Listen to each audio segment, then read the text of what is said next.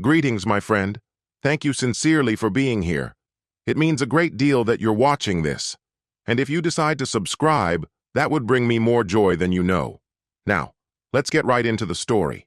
It was an unremarkable Thursday evening, the sort you never remember unless something shatters your world around it. The kitchen radiated warmth, filled with the comforting scent of garlic and roast chicken. Our house by the lake glowed with soft amber light, serene and still. I'm Gerald McAllister, 66 years old, retired mechanical engineer, sitting across from Evelyn, my wife of 4 decades. She was 62, always composed, her movements and words carrying a quiet elegance.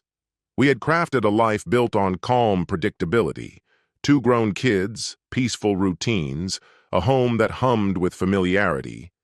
As the setting sun cast golden light across the porch, I shared a somber piece of news. Rick, a former colleague, had died without warning. A stroke in his garden, gone just like that. I remember wiping away a tear and murmuring, "It all feels so fragile now, doesn't it?" Evelyn didn't answer immediately. She held my gaze, set her wine glass down softly, folded her hands, and said something that would brand itself into my soul forever. "You no longer satisfy my needs.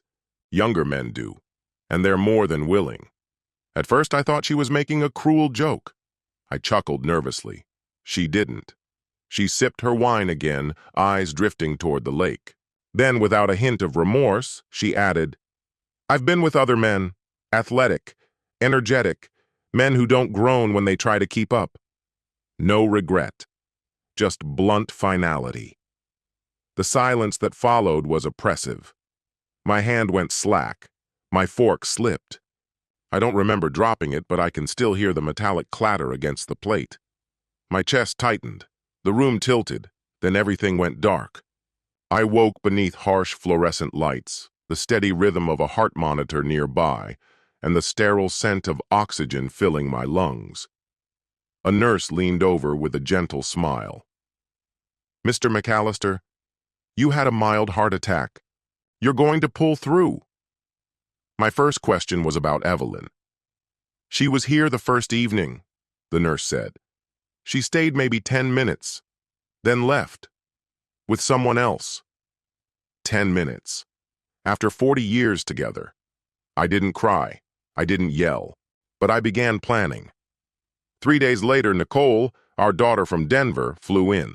She, not Evelyn, wheeled me out of the hospital. Nicole watched me with cautious concern.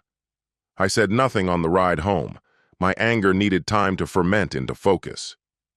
When we arrived, Evelyn's car was gone. The porch light flickered as if mourning something. The air inside reeked of lavender and expensive wine. The house felt colder than the hospital. The final blow came when I stepped into our bedroom. Her closet was completely cleared out. Not a shoe, not a trace of perfume, no jewelry. On the dresser sat a folded note, crisp and detached. "Don't turn this into a tragedy, Gerald. You're resilient. You'll be fine. I need passion, youth, and spontaneity. Keep the house. I've found someone who makes me feel alive. E." She signed it like a casual birthday card. What she didn't realize was that I had bought the house before we ever tied the knot. And our casually drafted prenup, one she never bothered to examine thoroughly, gave me sole ownership of the property and our assets. Every utility in her name was irrelevant. My revenge wouldn't be dramatic. It would be cold, exact, and perfectly lawful. The first person I called was Martin Bell, my lawyer and the man who had helped draw up the prenup after I sold my first business and purchased the house. "Gerald," he said after combing through the documents, "you're in the clear." She broke the fidelity clause. She walks away with nothing, not even a dish towel. That was the first time I smiled since the hospital. Next, I brought in a private investigator. I wanted the full story, names, dates, receipts. I needed to see who she believed was better than me. Didn't take long. Ethan Walsh, 29, personal trainer, twice divorced, flat broke. A couple of harassment allegations, all biceps and Instagram filters, nothing in the bank. They say revenge is best served cold. I was preparing a banquet. Ray Donovan, the PI, a no-nonsense former detective, handed me a thick folder. "You sure you want to go through this?" he asked. "I need to," I said. Inside, photos of Evelyn and Ethan at a beach resort. She wore the sapphire dress I gave her for our anniversary. He was shirtless, smirking into the lens. Videos followed. Cheap motels, her handing him a platinum credit card, him flaunting jewelry she clearly funded. But the audio? That sealed the coffin. Evelyn's voice, drunk and dripping with false affection in a cab. Gerald was always just safe. Predictable. I can't even remember the last time he made me feel anything. Ethan replied, "Once we crack his accounts, babe, we're set." I didn't explode. I calculated. The next day, I hosted a garden tea party for Evelyn's old friends, her garden club buddies, neighbors, those who once admired our marriage. When the tea was served, I stood and said, "I'd like to share something." Then I played the audio on my phone. The effect was immediate. A teacup shattered. Someone gasped. Evelyn's best friend Barbara shook her head, nearly in tears. "She told us you were controlling, that she felt trapped. We believed her." I didn't speak again. I let the silence do the damage. Then came phase 2, the money. I froze every shared account, terminated her credit lines, canceled cards. The prenup held strong, ironclad. She had walked out and violated its terms. She had no legal right to anything. 2 days later, she called, from a salon, judging by the background noise. "My card was declined, Gerald," she hissed, "in front of everyone." "Do you know how humiliating that is?" I replied calmly. "You wanted independence, Evelyn. This is what it costs." Then I ended the call. As for Ethan, the gym rat grifter, I had a separate plan. I contacted a fitness center he had recently applied to, posing as a prospective investor. The manager's tone shifted instantly when I mentioned his name. He vanished owing locker fees, took gear, and gave your wife as a reference? Can you believe that? I sent over a discreet envelope, compromising photos, inappropriate messages to clients, and his full record. I also submitted the same anonymously to the National Fitness Certification Board. Within 48 hours, his renewal was denied. No license, no job, no credibility. And Evelyn? She faded from public view, moved into a small rental on the edge of town. She tried spinning the narrative, painting me as the villain, but no one was buying it anymore. The garden club message threads had fallen silent. Her name was quietly removed from the charity committees. No explanations, no farewell notes. The screenshots had made their rounds. Even her closest relatives kept their distance. Our daughter Nicole called me one evening. Her voice was tight, uncertain. "Dad," she said, "I didn't want to believe it, but Mom isn't who I thought she was." Maybe she never was. I told her the truth. We hadn't recognized it for what it was. At that point, I was in the process of rebuilding more than just the house. I was putting myself back together. I started painting again.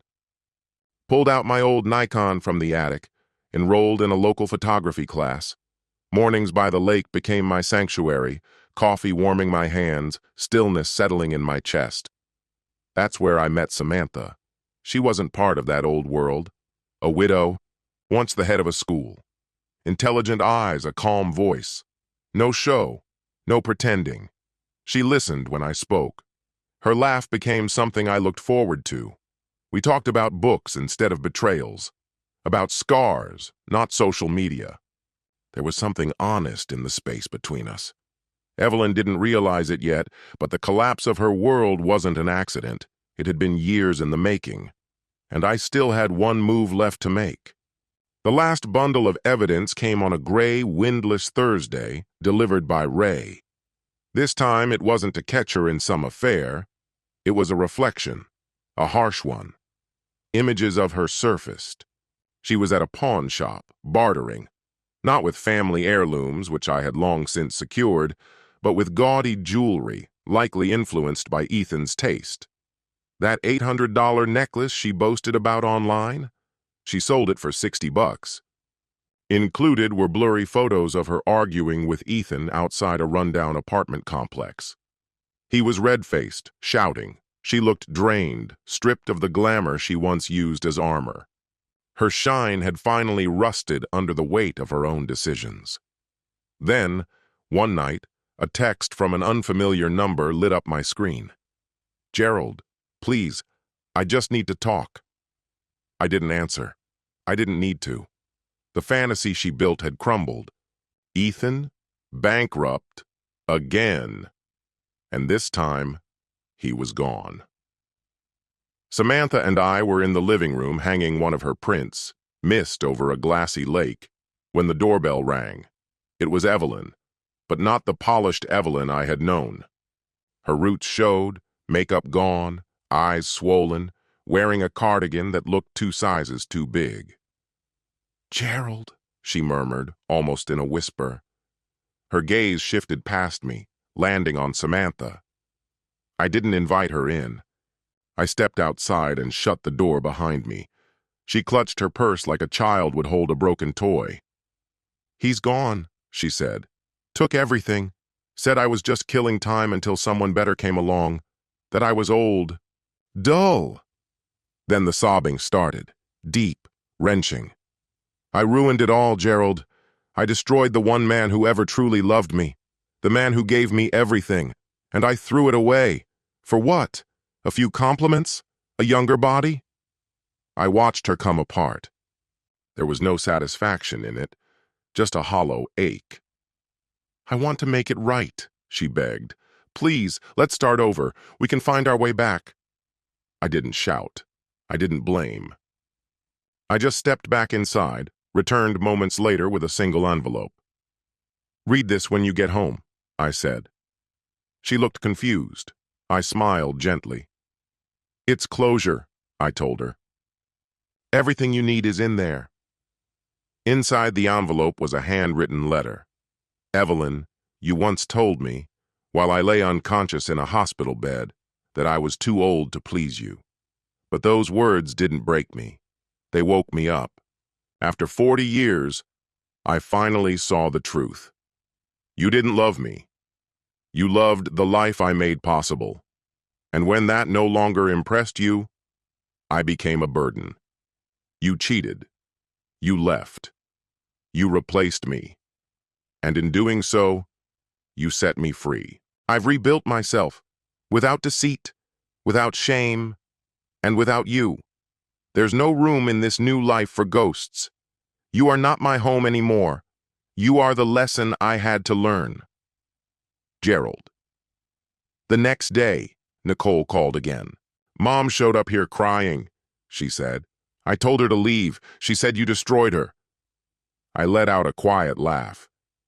"She did that on her own. I just stopped shielding her from the fallout." There was a pause on the line. Then Nicole said, almost in a whisper, "I'm proud of you, Dad." After the call ended, I cried. Not for Evelyn, but for the man I used to be. The one I had buried for too long, and the one I was finally reclaiming. Later that same week, Evelyn tried rejoining her old charity board, but they had already received the audio file, the one where she admitted everything. The board chair sent a curt but polite rejection. As for Travis, he resurfaced briefly in Arizona. Lost another job. Got evicted, again. And me?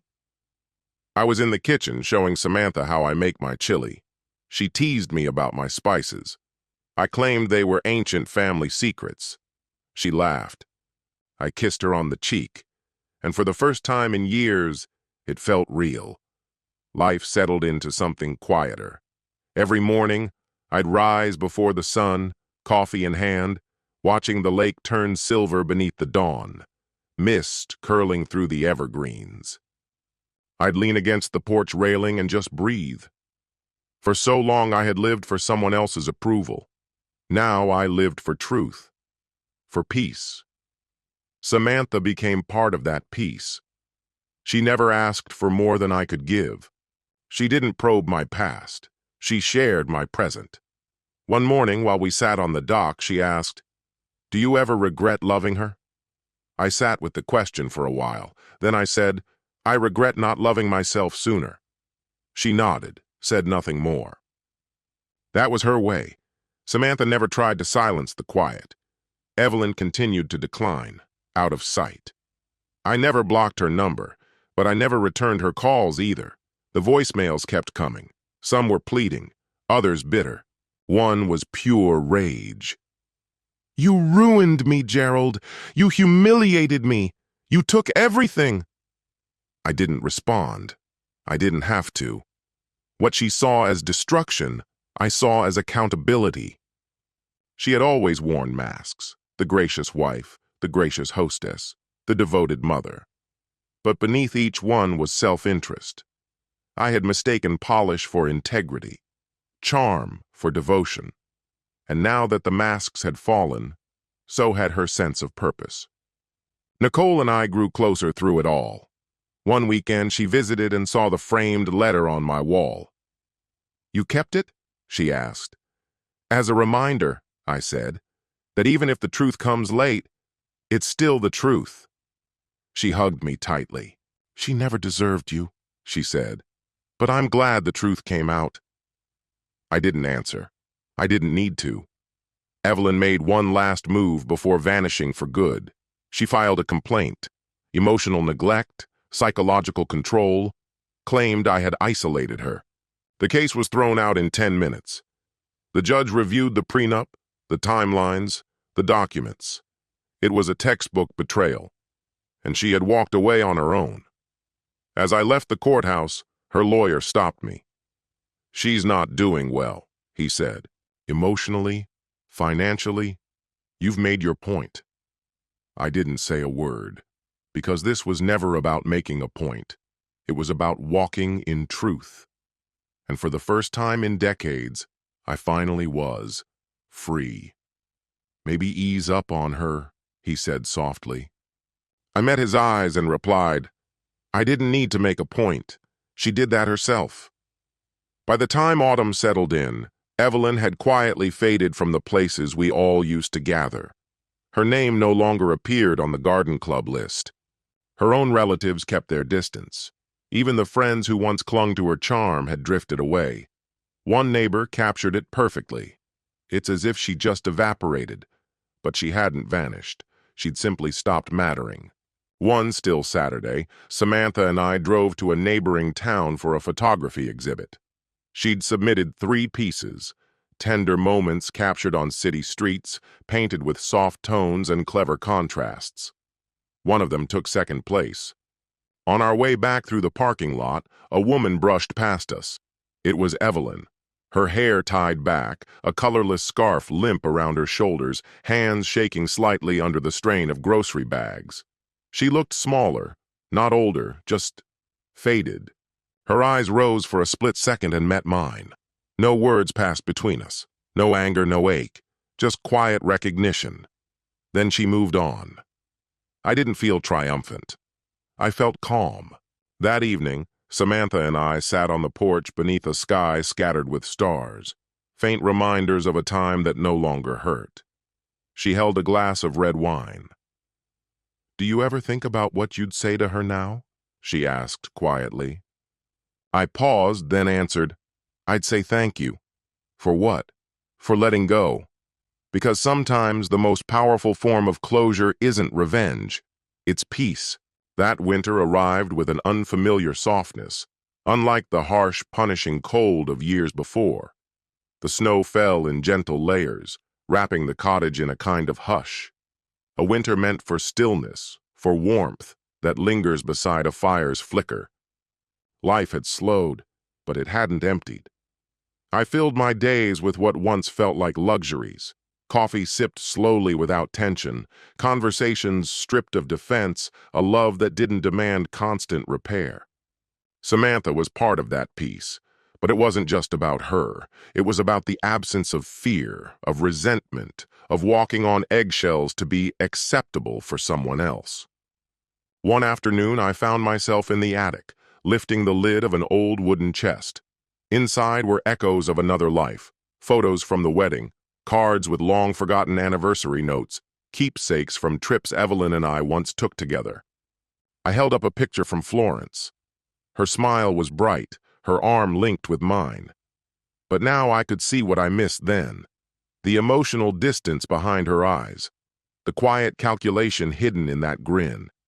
I didn't cry. I didn't destroy the photo. I just set it aside. Some memories aren't meant to be grieved. They're meant to be understood and released. Weeks later, Evelyn contacted me for the last time.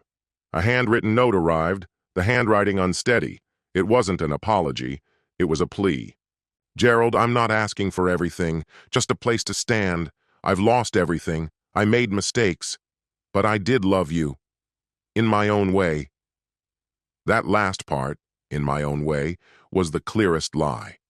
Because real love doesn't come with disclaimers. I never responded. Samantha sat beside me as I fed the letter to the fire. As the flames swallowed it, I said softly, "That's the last piece of it." That Christmas, Nicole came to visit, her kids spilling laughter and snow into the house. She welcomed Samantha like part of the family, even accidentally called her Mom Sam once, blushing fiercely afterward. We cooked side by side, played endless games, and after the little ones drifted to sleep, Nicole joined me near the glowing tree. "You've changed," she said, almost in a whisper. "I have. You seem lighter, stronger." I looked at her, this woman who had once hugged my knees, and nodded. "I stopped trying to be who someone else wanted me to be." Nicole reached over and took my hand. "And now?" "Now, I live by what's true." From time to time, news filtered in. Evelyn had moved again, smaller home, fewer people in her life. She worked part-time at a clinic reception desk. No one from our old life reached out to her. And Travis, last seen in Vegas, arrested for theft, just another bad choice in a tank top. As for me, I finished my first photography book. I called it Through the Fog. The dedication read, "To those who left too soon, thank you for showing me the road I never meant to take, but desperately needed." There was no final showdown, no public fallout, no viral moment of justice. The real ending was quieter. People stopped asking about Evelyn. They started calling me strong, not the poor man who got betrayed. They heard my laughter and knew it was real. That was the win. That was the closure. Because real revenge isn't about breaking someone else. It's knowing they can't break you anymore. I didn't just endure her betrayal. I rewrote my future, without her in it. And in that rewrite, I found the version of myself I had always been meant to become. Whole, grounded, unashamed, free. So this is where our story concludes. Feel free to share your reflections below. Thank you for reading. If this resonated with you, there's more to discover on the channel. Until next time.